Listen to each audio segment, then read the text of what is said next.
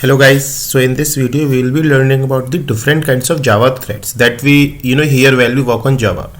The JVM threads, the Tomcat threads, the reactive threads. Okay, so let's start. So let's first is the introduction. So basically, why do we need threads? I'm assuming you all must be aware since you are here. So threads enable concurrent execution in Java. So if I want to achieve multiple tasks in parallel, I can use threads. They enable, this is needed for time sensitive operations like IO, computation, multitasking without blocking the entire program.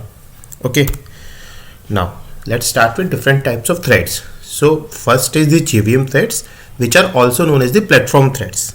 Okay, and we'll use this term interchangeably. Okay, then we have the Tomcat threads, then the reactive threads, and with Java 21 there is also a new threads called virtual threads managed by the project Loom, but we'll not cover virtual threads in this video. We'll create a separate video for that. Okay, so now first understand what are the JVM threads or platform threads. So whatever threads you create using till now, whatever threads you must be creating are the platform threads. So these are the threads, these are the traditional Java threads, and these threads map one to the native OS threads. This is important. Okay, they are managed by the operating system, which actually schedules them and allocated resources for them.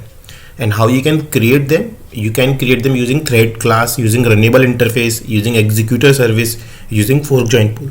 Okay, in this diagram this diagram will explain it when I meant that these threads are managed by the OS. So whenever the JVM needs a new thread, it calls the OS specific APIs. So whenever JVM wants to create a new thread, what we do in thread A equals to new thread, which internally calls the pthread API of the OS to create the new kernel thread. Okay, so that's how it done. So JVM threads are the threads what we need in Java, which are actually managed by the operating systems using its libraries. Okay,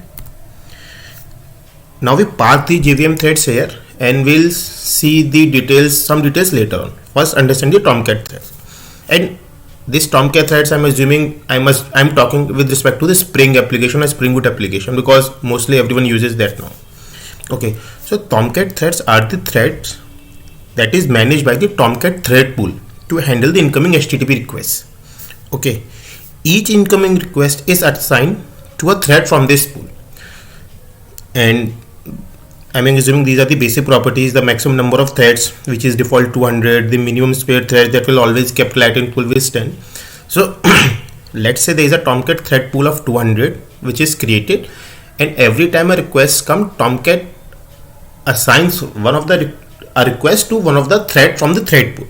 Okay, now these Tomcat threads are built on the top of platform threads, which we have discussed about. Each Tomcat thread in a pool is also a platform thread. Okay, so now it gets a little bit confusing, but we'll understand it little. So first let's see who manages what. So Tomcat threads. So there are two things about Tomcat threads. One is the pool and one is the actual thread management. So the pool of Tomcat thread is managed by the Tomcat. So let's see what will be the size of the pool. Let's say current the size is 150 and new thread needs to be created, or let's say the size is 200, now threads needs to be cleaned up, or we want to reuse the threads. This all management is done by the Tomcat. Okay, but since Tomcat threads are nothing but the platform threads, these threads directly are not managed by the Tomcat but are managed by the OS threads. So what happens is basically whenever the Tomcat needs new threads, it calls the JVM library, basically creating a new thread using thread class, which then internally calls the OS create underscore thread. Okay, so Tomcat calls the JVM to spawn the new thread, which internally call the OS to spawn the new thread, and the complete pool is managed by the Tomcat. Okay, and with respect to platform threads, it's simple. It's these threads are managed by the JVM and hence OS. And let's say if using executor service, using fork join pool, then we can create a threads pool also. So these pool also managed by those framework only, just like the Tomcat, and the individual threads are managed by the OS. Okay, and how it all fit together is now whenever the application starts, whenever the Spring Boot application starts, when the Tomcat starts, it initializes a thread pool based on the max threads or minimum space threads property that we have learned. These threads are created as platform threads by the JVM, which then internally maps it to the native OS threads. Okay, now I am assuming this must be clear. Each incoming request is assigned to a Tomcat thread pool. That thread executes a Spring application and sends the response. I mean, it's a simple basic flow. Okay, the JVM handle the creation of those threads and communicate to the OS. So, like we have already discussed, these platform threads are managed by the JVM, which communicate with the OS, and the OS schedules these threads on the course. Okay. Again, I am just summarizing what points we have learned. The Tomcat thread is the platform thread managed by the JVM, and the pool is managed by the Tomcat. Okay, the JVM manages the creation and abstraction of the platform threads, while the OS handle the scheduling. So why I have written abstraction? Whatever library, let's say Tomcat or another executor library, needs to manage the pool and they need to create new threads, it calls the JVM without knowing the internal implementation, how the JVM is actually creating those threads, and JVM actually calling the OS. But the libraries, for those libraries, JVM creates an abstraction. They don't need to know the details. Okay, Tomcat, as we have learned, Tomcat role is limited to pooling and reusing those threads to handle the request efficiently. Okay, so this is about the Tomcat threads and the platform threads. Now let's learn about the reactive threads. So I'm assuming there is a new concept called reactive programming. Everyone, you must have heard about the Spring Web Flux, libraries like MonoFlux. They enable the concurrent programming using the event-driven model. Okay, so first let's learn the one or two things about them, and then we'll move forward. So reactive programming is non-blocking. It does not block threads for IO operations. So for example, when we do a database query or when we do a API call, it does not block that thread.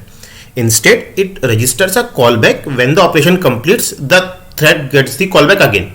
So let's say a thread is waiting for a database query. So it actually does not wait. It processes another request, and as soon as database query completed, the request is assigned back to A.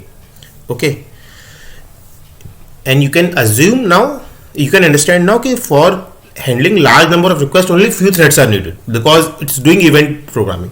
Okay, task in Mono and Flux do not. Okay, so whenever we need new threads using Mono or Flux, every time it does not create new threads. Instead, it gets the existing thread from the pools. It can create new thread, but it's not necessary. Every time you request for a thread, it creates new thread. Okay. Now, details of some reactive threads, thread pools. Okay, so like we've understand in Tomcat, that Tomcat thread pool is managed by the Tomcat, but the existing threads are managed by the JVM and hence the OS. So it's similar in reactive threads. So the thread pools in reactive programming are basically, there are two kinds of thread pools. If they are either creating using Java executor service or created using reactors in schedulers. Okay, so we'll talk about, since we're talking about reactive programming here, we'll just talk about schedulers. So mainly in reactive programming, the threads pool are managed by the scheduler, but these threads are nothing but the platform threads. So the library is managing the pool and the individual threads are still getting managed by the JVM and OS. Okay, and how does the pool getting generated in reactor? So this is the coding example. That scheduler, that bounded elastic creates a thread for blocking operations. Scheduler parallel creates a new thread for the CPU related operations. Okay, I'm assuming if you know reactive programming, if you have worked on reactive programming, you must be knowing this example. Okay, like I've already explained, management, the underlying library like reactor creates and manages this threads pool, not the application. These thread pools use platform threads like the native OS threads, which is managed by the JVM and OS. Okay, so in a traditional Spring MVC or a Spring Boot app, what happens is Tomcat creates the thread pool, and in each thread handles the request and the application logic. So if you have not created internal any threads, so one thread gets the request, and on the same thread the application logic is getting performed. But if you're using Spring Web Flux, so Tomcat only gets the Tomcats basically create through thread pools now. One is for request and reactive thread pool. Reactive threads handle the application logic and these threads are reused. So like we have discussed, reactive threads uses event programming and hence they are getting reused every time. So application logic is now getting performed on those reactive threads and only the requests are getting handled on Tomcat threads. This all seems a bit confusing, so let's just look at the summary once again. We have learned different types of threads. Tomcat threads. Tomcat threads, the pool is managed by the Tomcat, and what the type of thread is the platform thread, which is the OS managed. The reactor manage custom thread pools, scheduler for tasks. This that type of thread again is the OS managed JVM created. Okay, JVM ka role. What's the role of JVM? Is JVM create platform threads and platform threads map to OS threads. OS schedule and execute native threads, and the type of threads is a native OS threads. Thank you. I hope this helped you, and let me know if you have any query in the comments. Thank you guys for your time.